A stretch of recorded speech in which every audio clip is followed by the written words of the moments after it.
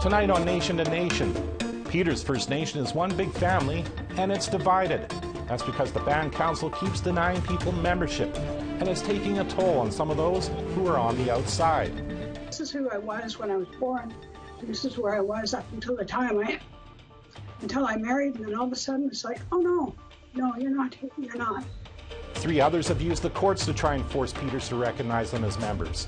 Federal court has sided with them, but Chief and Council continue to appeal. Their lawyer describes the ordeal they've been through. It's incredibly disheartening for them. This is obviously something they've been struggling with and dealing with now for many, many years. Hello, I'm Todd Lamourant, and welcome to Nation to Nation. It's a First Nation with just 11 homes, nestled along the Fraser River, about an hour east of Vancouver. While it may be small, it's been caught up in a huge internal fight for several years. Peters First Nation is one big family, but it's divided. One side of the family dominates Chief and Council, and they're keeping the other side out by denying them band membership and the rights that come with it.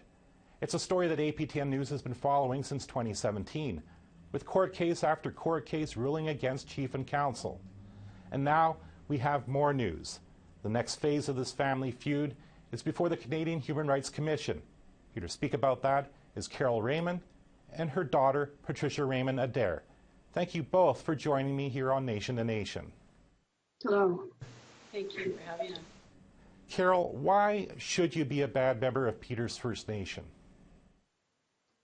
When I was born, I was a band member. My dad belonged to the band, and my mom, after she married him, of course, and all of my sisters. We were all part of the first Peters First Nation up until I think it was about 1971 or 2, when after I'd married her, they removed my name from their membership. And what was the reason for removing your name? I married non-native. And of course, this was before Bill C-31. Yes.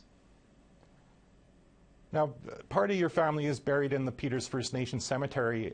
So why isn't that enough proof of who you are for Chief and Council? We've asked that, and the first meeting I had with Chief and Council, they wanted to know where my Lorenzetto name came from and who it was, and I told them that it was from my dad, who was a member. His mom was a member. His grandparents they're all buried in Peters First Nation cemetery right out by the highway, and not one of them at least they claimed they didn't know him, and he'd been there since 1984. And my sisters and family and I buried him there. Patricia, this next question's for you. I know that both have Indian status through Peters First Nation, and you yourself is also fighting for membership. But what's it been like seeing your mom go through this fight all these years? When Bill C-31 came about and she applied, I was encouraged to apply too. I just had my daughter in, and it was just a connection to our family, where my grandfather was born and buried. It's been frustrating to see my mom experience this and go through this. It's had a huge impact on the family. There were 4 registered siblings, sisters that are registered status at Peters. We've lost 2 now.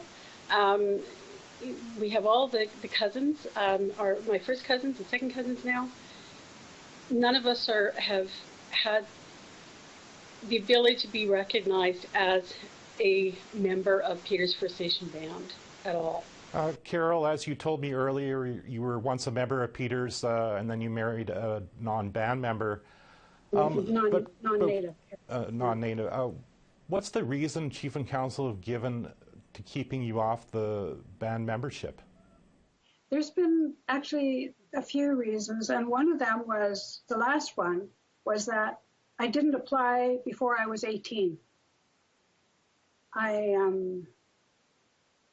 was a member before I was 18. But when I married my husband, non-native, it took them 10 years, 11 years before I was finally removed from the membership.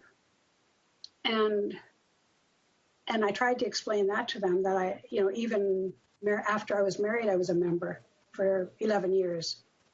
So I had all three of my children, but they still, their reasoning was, well, the last was now, I didn't apply before I was 18, so I couldn't have membership. So this doesn't sound like a federal rule, but just something that the band itself has made up on their own. Yes. Patricia, I suppose what's it been like to fight for your membership? I suppose it's been a little bit different. The reasons you're given are because your mother isn't a member. When you explain where you're from, people often, oh, well, we know that band, or oh yes, well that's really terrible that you're being treated this way. We know how restricted they are, and it's abuse. It's really it's abusive, and it's frustrating, and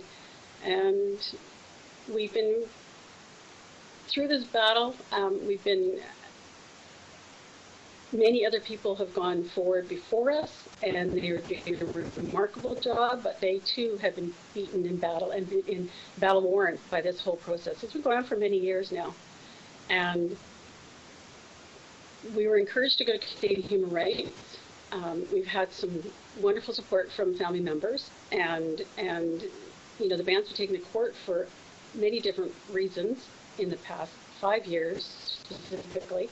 Carol, I'm sorry, Carol, you've just heard how your daughter says this whole thing has been heartbreaking. I mean, what's it been like to see what her struggle has been like? It's been a challenge. You get so emotionally involved in trying to carry on, and all of a sudden it's just like you just lose hope and thinking it'll never happen. They tend to wear you down, and to watch Patricia with all the paperwork and all the information she's gathered, and like she's working on behalf of the whole Lorenzetto family, not just myself and her and my two sons. It's like my sisters and their children. Has been trying to help as well.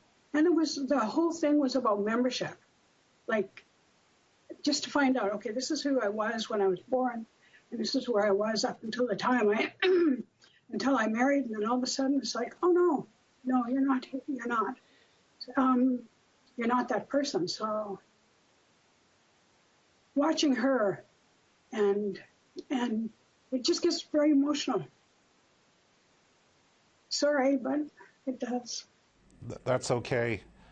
Patricia, I just wonder if you could talk a bit about this Canadian Human Rights Commission. You've brought a complaint before them on the denial of membership. So how is the denial of membership alleged discrimination? Excuse me.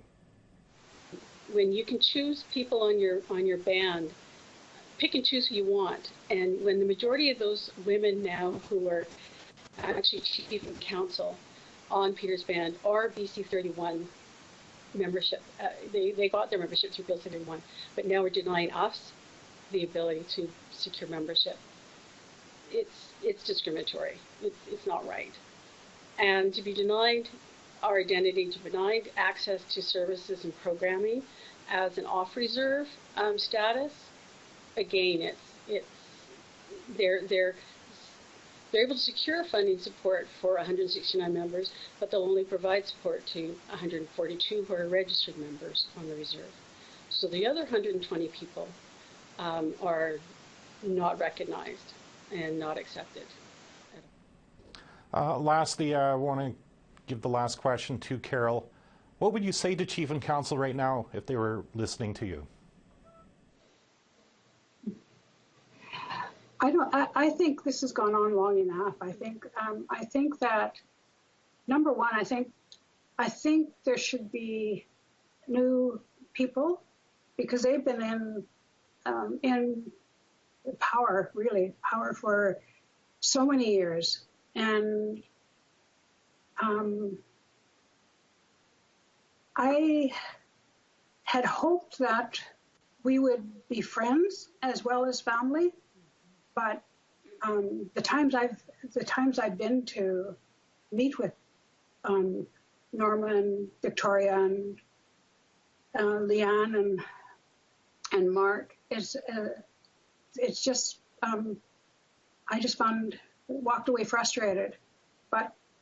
And I think probably they're very nice people, but we've just never been able to communicate outside of, we are cousins, and it would be nice to be able to be recognized as part of their family too, as well as a member. And that's what I would like. Well, let's hope that someday soon that they will recognize you not only as a band member, but as family. I want to thank both of you for speaking to me. Thank you. Thank you. After the break, a Vancouver-based lawyer, Carrie Brooks, will give us a legal perspective on this dispute.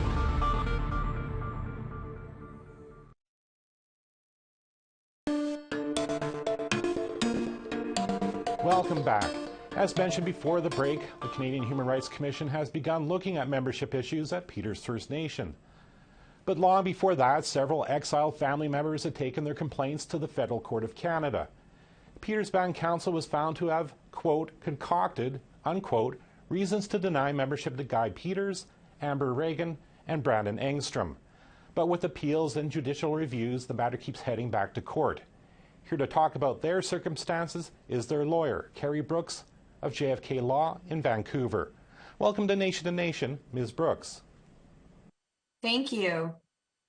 Peters First Nation is a Section 10 band. Can you explain exactly what that means? Sure.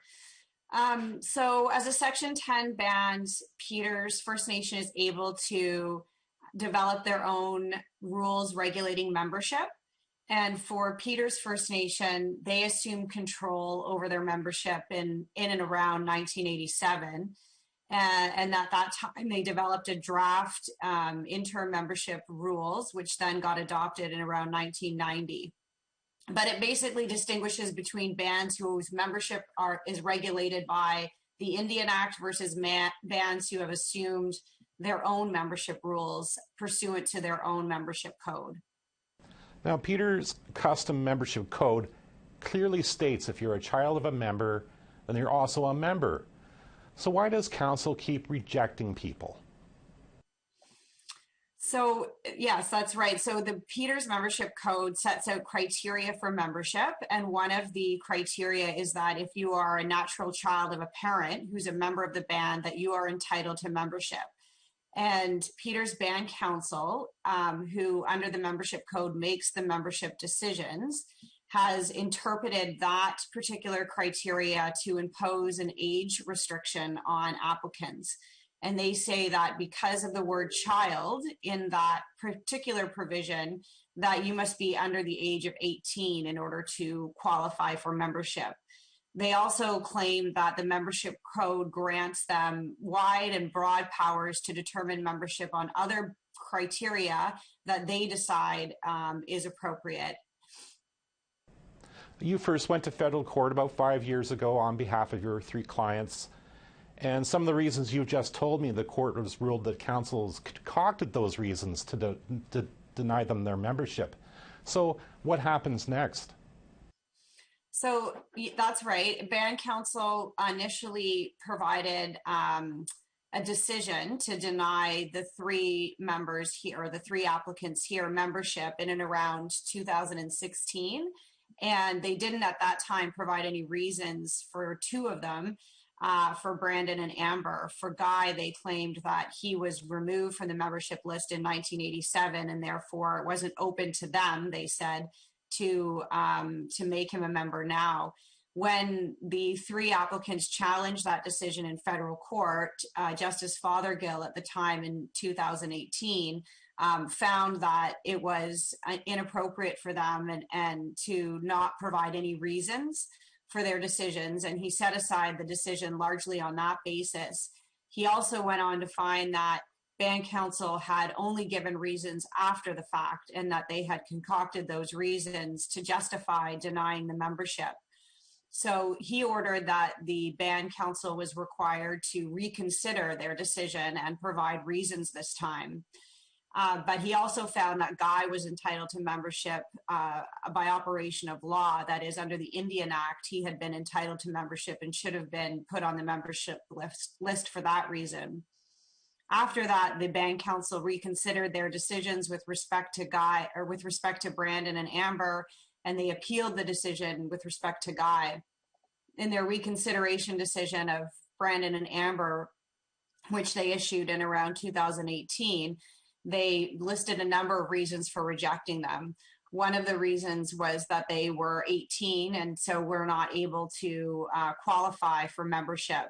And then they also gave further reasons, which included that they were objecting to the conduct of an agent that they had retained to assist them, and that they said that the community who had previously voted on whether or not the band council's original decision was correct dictated the outcome for them. So then the applicants appealed that, sought judicial review of that decision. And that brings us up to the most recent decision of the federal court, which was rendered by Justice Barnes in 2020. So does that mean that Brandon and Amber are members now? What has exactly happened with their case? Correct. So when Justice Barnes looked at what had happened, he found that the code is clear and unequivocal, that if you have one parent who's a member of the band, that you're entitled to membership. He found that it wasn't open for the band council to substitute any of their own criteria in making their decision about whether these applicants qualified for membership. He found that the code represented a complete and comprehensive set of rules, and that band council was bound to follow those rules. He found that the other reasons that they gave were improper, and that the band council, in fact, was acting in bad faith in making its decision to deny Brandon and Amber membership.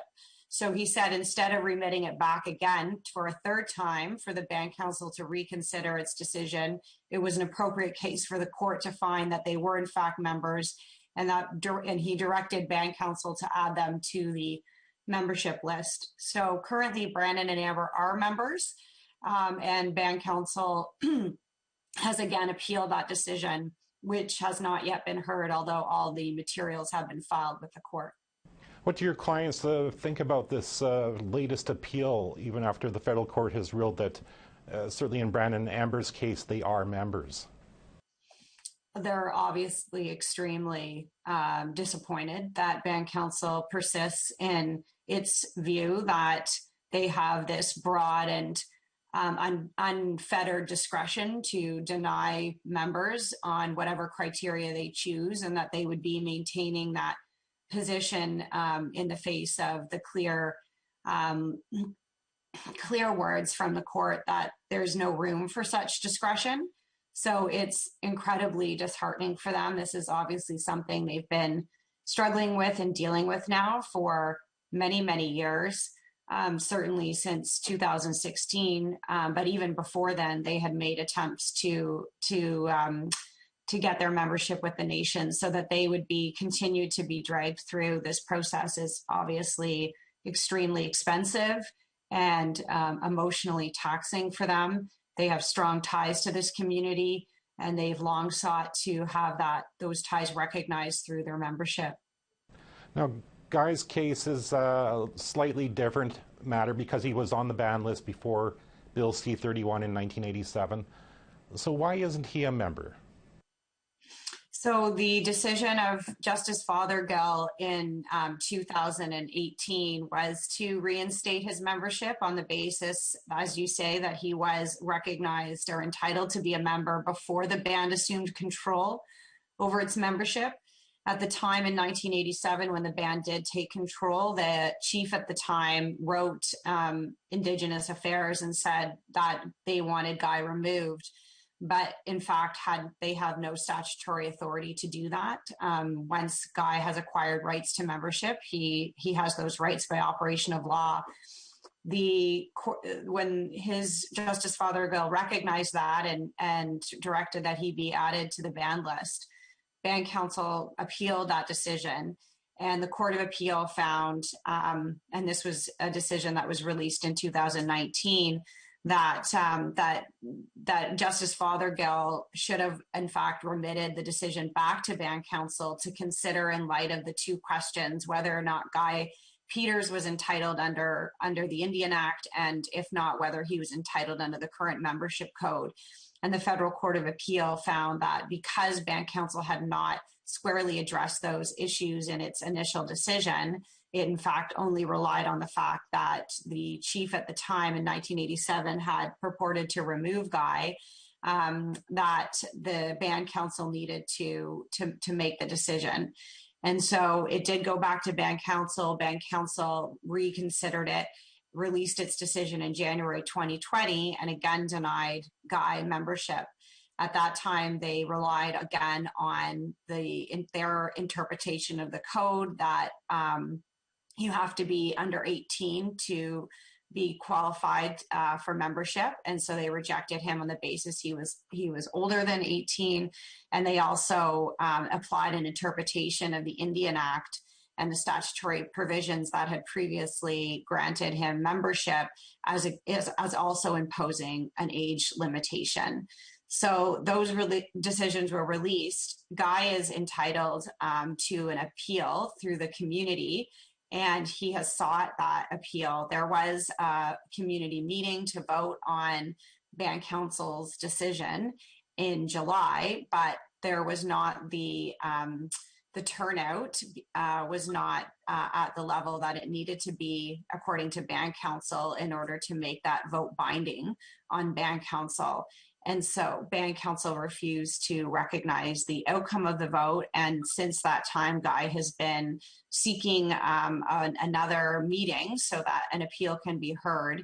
And Band Council has relied on the COVID restrictions to deny him that meeting. Okay, Ms. Brooks, thank you for bringing us up to date on this, and I'm sure this isn't the last we'll hear about this issue. Thank you. Thank you very much. We'll have more after a short break.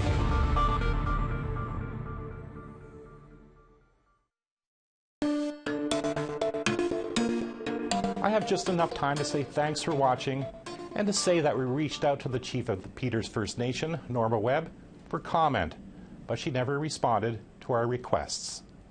And if you missed any part of today's broadcast or want to check out a past episode, go to aptnnews.ca/podcast and use your device to subscribe to our podcasts. I'm Todd Lamoran, hoping you're staying safe and keeping healthy. And I'll see you again next week.